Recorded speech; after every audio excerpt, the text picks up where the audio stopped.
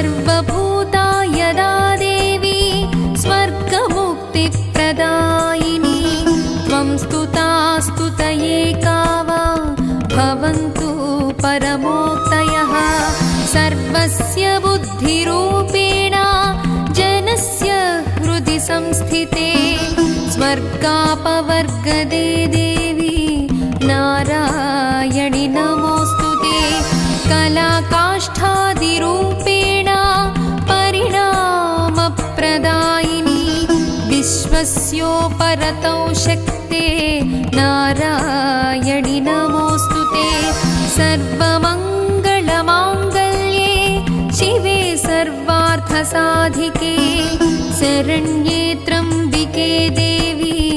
नारायणि नमोऽस्तुते सृष्टिस्थितिविनाशानां शक्तिभूते सनातनी गुणाश्रये गुणमये नारायणि नमोऽस्तुते शरणागतदीनार्ता परित्राणपरायणे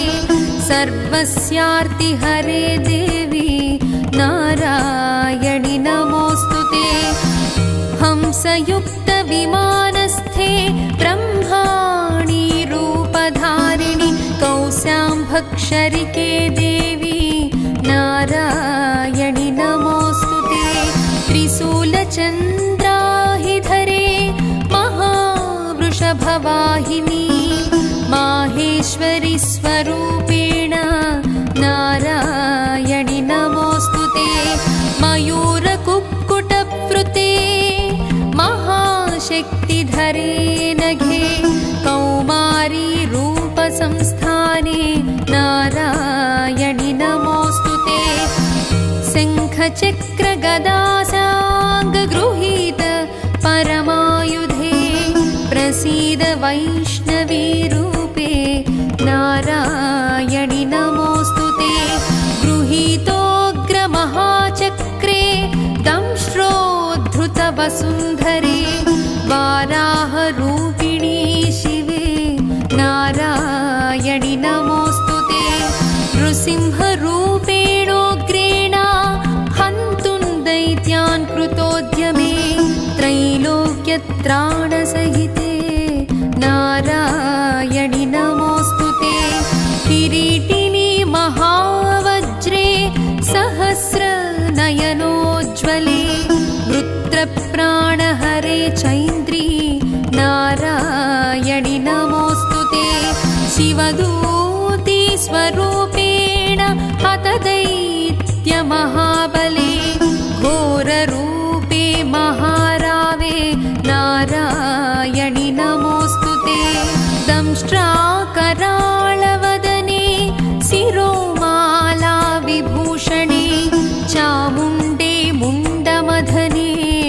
नारायणि नमोऽस्तुते लक्ष्मीर्लज्जे महाविद्ये श्रद्धे पुष्ठे स्वदे ध्रुवे महारात्रि महाविद्ये नारायणि नमोऽस्तुते मेधे सरस्वती वरे भूतिबाभ्रवितामसि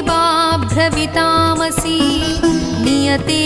त्वं प्रसीदेशे नारायणि नमोऽस्तुते सर्वतः पाणिपादान्ते सर्वतोक्षिशिरोमुखे सर्वतः श्रवणघ्राणे नारायणि नमोऽस्तुते सर्वेन्द्रियगुणाभावे सर्वेन्द्रियविवर्जिते सर्वेन्द्रियार्थसंस्थाने नारायणि नमोऽस्तुते सर्वभूतशरीरेषु बहिरन्तर्व्यवस्थिते सर्वव्यापिनी सर्वज्ञे नारायणि नमोऽस्तुते सर्वभूतशरीराणां विनाशोद्भवकारिणी सर्वावस्थानते गौरी नारायणि नमोऽस्तुते सर्वदेवादिदेवस्य सर्वस्यामिततेजसः सर्वप्राण सकलधनाध्यक्षे नारायणि नमोऽस्तु ते सर्वस्वरूपे सर्वेशे सर्वशक्ति समन्विते भयेभ्यस्त्राहि नो देवी दुर्गे देवी नमोऽस्तु ते एतत्ते वदनं सौम्यं लोचनत्रयभूषितं पातु न स्वं भूतेभ्यः कात्यायनि नमोऽस्तु ते ज्वालाकराळमत्युग्रम् अशेषासुरसूदनं त्रिशूलं पातु नो भीतेर्भद्रकाली नमोऽस्तु ते हिनस्ति दैत्यतेजांसि स्वनेनापूर्यया जगत् सा घण्टा पातु नो देवी पापेभ्यो नः सुतानि वा असुरासृक्वसा पङ्कचर्चितस्ते करोज्ज्वलः शुभाय खड्गो भवतु चण्डिके त्वां नता वयं प्रणतानां प्रसीदत्वं देवी विश्वार्तिहारिणी त्रैलोक्यवासिनामीड्ये लोकानां वरदा